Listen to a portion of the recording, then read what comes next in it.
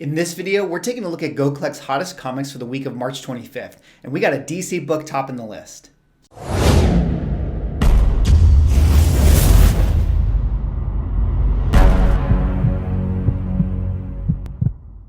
Ladies and gentlemen, welcome back to another video with Swagglehos. And in this video, we're taking a look at GoCollect's hottest comics for the week of March 25th. Now, for those who don't know, GoCollect puts out a weekly article that analyzes the hottest selling comic books based on movement and eBay sales data. So it's always really fun to take a look at this with you guys week to week and see what the market presumably has been speculating on. But before I get into this week's article, if you guys could drop me a like or a comment or subscribe if you're enjoying my content, love interacting with you guys, help support the channel, do one of those things, and I would appreciate it. All right, that said, like I mentioned at the beginning of the video, this week is really cool because there's actually a DC book at the top. So, obviously the Snyder Cut has had its influence, and we'll see why in a little bit. And for those who don't know, these articles are always written by Matt Tuck. So if you guys want to do additional reading on top of the analysis I'm going to give you here, I will put a link to the article in the description below. So be sure to check it out. But let's jump into the article now and take a look at this together, which is hottest comics this week, DC Keys and the Snyder Effect. And for me, like always, I like to start at the bottom and kind of work our way up because, let's save quote unquote the best for last. All right, so coming in here at the number 5 spot is a very, very cool one. This is Iron Fist #1, up 915 spots. And what is the significance of this? Well, this is the first issue of Iron Fist's ongoing solo series. Now, for those who don't know, the Iron Fist made his premiere, his, I guess, first appearance, you would call it, in Marvel Premiere number 15. And he would go on to have, I think it was 6 or 7 issues or so within that Marvel Premiere run. And I guess the character was popular enough that Marvel felt that it would be a good idea to give him his own solo series. So here you see Iron Fist #1. This was the first time that Iron Fist was getting his solo series in name. There you see at the top. And what a beautiful cover. Here seeing Iron Fist go against Iron Man, the two iron peoples, if you will, going up against each other. So probably felt like for Marvel, this was a natural fit to put these two together and have them do a duel of iron, as you can see there in the banner at the bottom.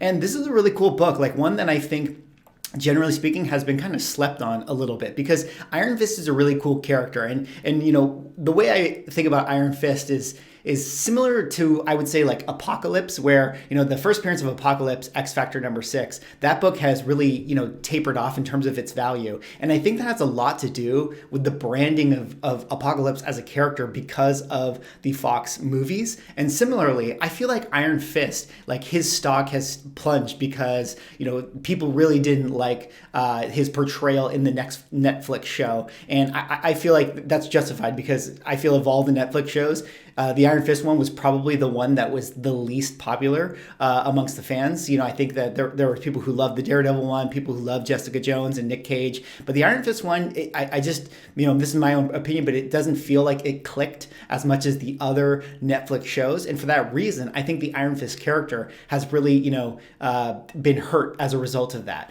But, it looks like, maybe with, new hype surrounding MCU characters coming in, we know that there's rumors that Charlie Cox might make an appearance in the MCU, it sort of begs the question, like, are we going to see these characters like Iron Fist and Power Man and Luke Cage and Jessica Jones and things like that? And maybe for that reason, there's been a little bit of a resurgence for, getting their hands on the Iron Fist books. And, I've noticed that his first appearance, Marvel Premiere 15, has actually, I see really affordable prices. I mean, it's not a cheap book by any means, but I see really affordable prices out there because his stock is so low. So similarly, it's my speculation that this Iron Fist #1 book has been, tanking for some time. And now, people are starting to realize that, or there's a market correction of like, hey, people wanting to get their hands on this book. And that's sort of why, we've sort of had this pop back into the GoCollect top 1000 here. So Iron Fist #1, very, very cool. And you can see here, just quickly going through the numbers, a 9.8 selling for $17.50 back in February. And then on low end here, you're not going to see this book,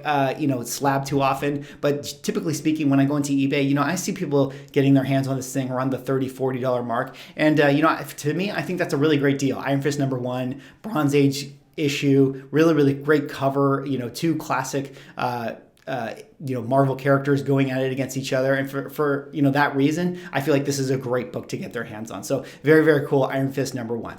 All right, let's go on now to the fourth pick here. And the fourth pick is also another cool one. This is Marvel Superheroes Secret Wars #8 Newsstand Edition, up 928 spots. And what is the significance of this? Well, this is Secret Wars #8. This is the origin of the symbiote suit. There you see Spider-Man wearing what would later become the symbiote that would go on to create Venom. So this is the origin of that storyline. This is the origin of the suit, and it occurred during the Marvel crossover event known as Secret Wars. And this one is really cool. We've seen all of the black suits, sort of Spider-Mans, heat up recently. Amazing Spider-Man 252.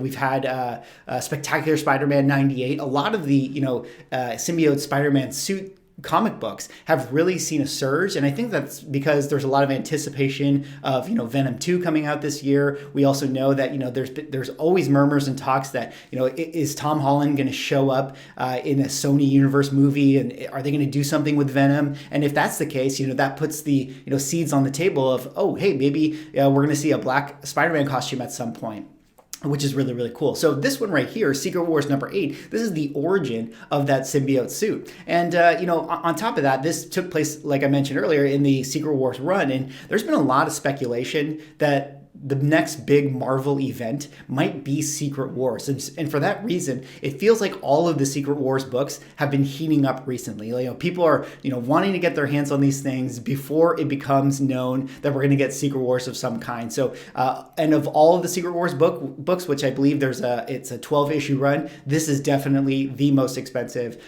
because of the classic cover, because of it being, the origin of the symbiote suit. And you also have a little bonus effect where I believe this is the second appearance of the Julia Carpenter version of Spider-Woman, which is cool because I think she made her first appearance in the previous book, a Spider-Man from another multiverse. But if we go into the numbers here, you can see actually, Go Collect has not updated their prices here, but you can see March. So, sales always going on for this book. And when I look at this like on eBay, you're always going to see this at $70, $80, $90, $100, that type of thing. So Secret Wars #8 is the fourth hottest comic of the week.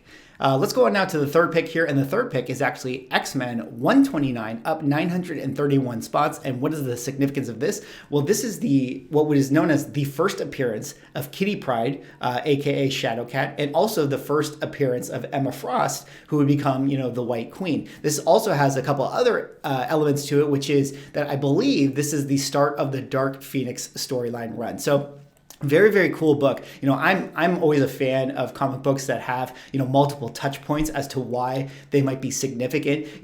So in a book like this, where you have two first appearances of notable characters, and on top of that, you have, the start of a very, very notable storyline run, in the Chris Claremont era.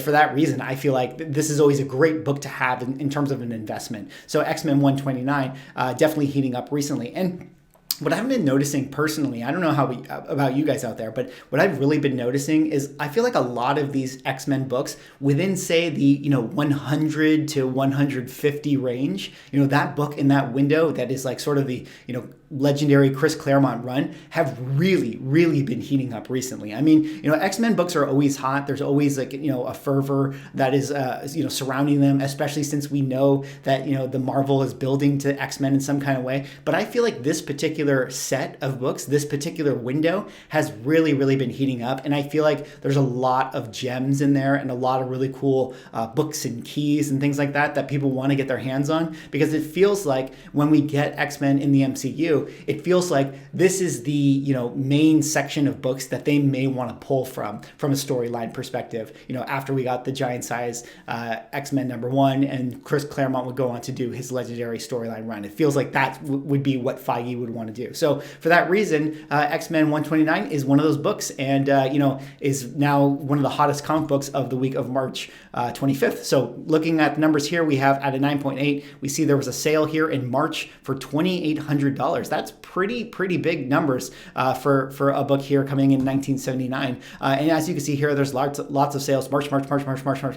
And when you go down here, you won't see the CGC numbers, but typically speaking, this is a book that I always feel like is pushing that $100 range on eBay. So, and for good reason, Shadowcat, White Queen, Dark Phoenix Saga, a lot of great stuff about it. X-Men 129.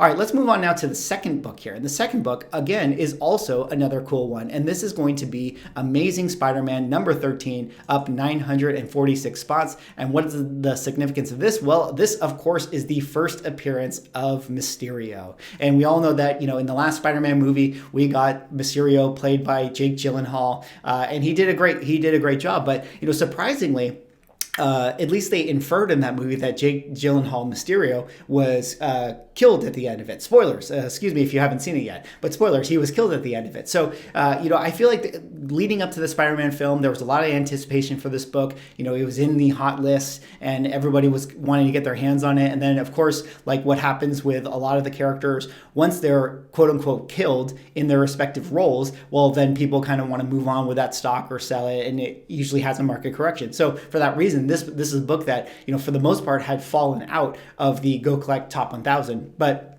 it seems to be that, with all the rumors going on with the next Spider-Man movie, there's talks that, Dr. Octopus might make a return. There's talks Jamie Foxx Electro might make a return.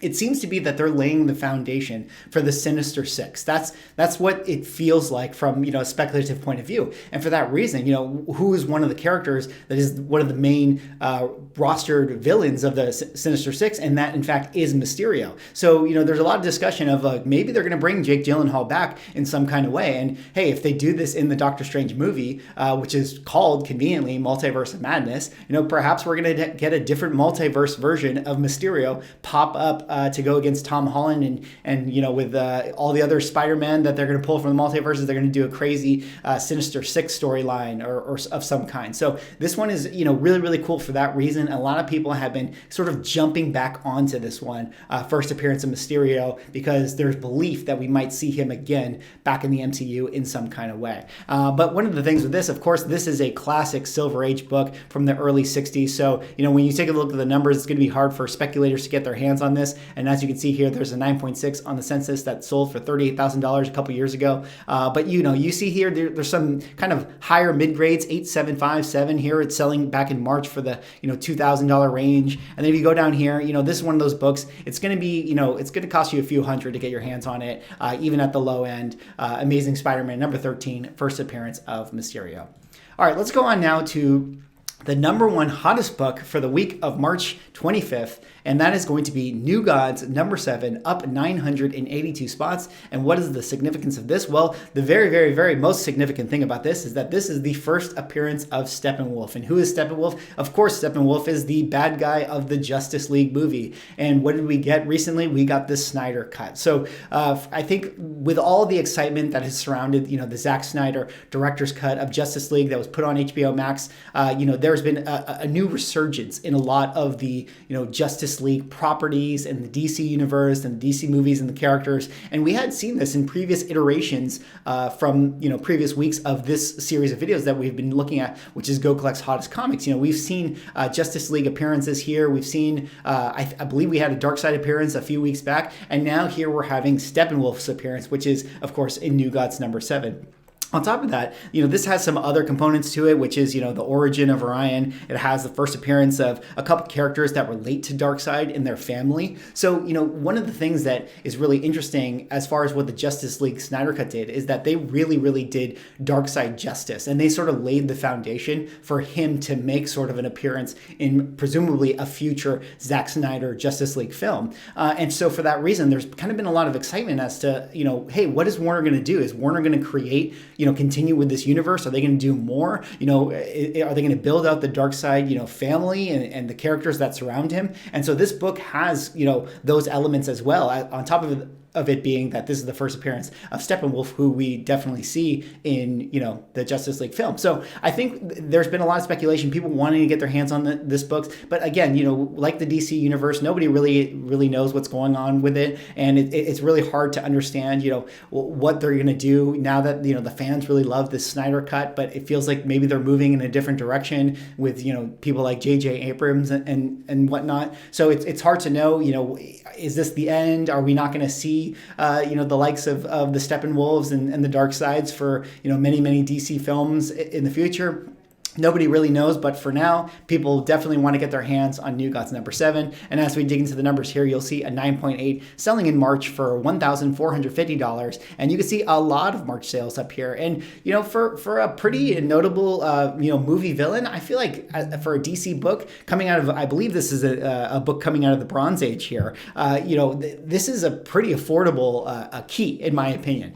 Because, we go down here again, I see this book on eBay, 60, 70, 80, maybe $100, depending on the grade, depending on what you get your hands on. But regardless, first appearance of Steppenwolf, New Gods, number 7 is the hottest comic for the week of March 25th. Well, that is all I have for this video. Let me know what you guys think. Do you guys have any of these books? I'm really, really excited about, what the DC universe could be. I've admittedly never been a huge sort of DC fan, but, I watched the Snyder Cut. I really, really enjoyed it. And I would love to see the DC universe, convert me into a big fan and get me excited about a lot of their books. Let me know what you guys think. Do you guys have any of these books? Are you guys hunting any of this stuff? Let me know what you guys think about Secret Wars and Mysterio and things like that. Drop me a like, comment, or subscribe if you're enjoying my content, and I will see you in the next video.